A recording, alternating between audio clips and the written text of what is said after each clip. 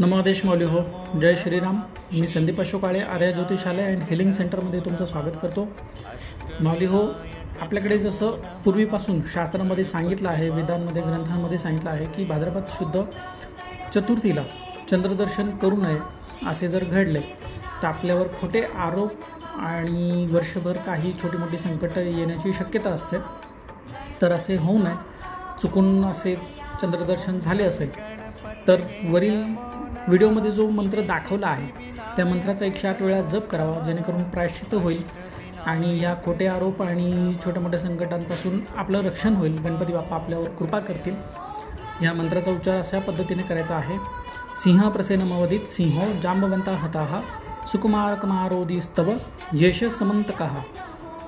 या मंत्राचा माऊलीवर 108 वेळा जप करा, जेणेकरून कुठलेही तुमच्यावर संकट आणि खोटे आरोप होणार नाही. गणपती बाप्पाची कृपा राहील.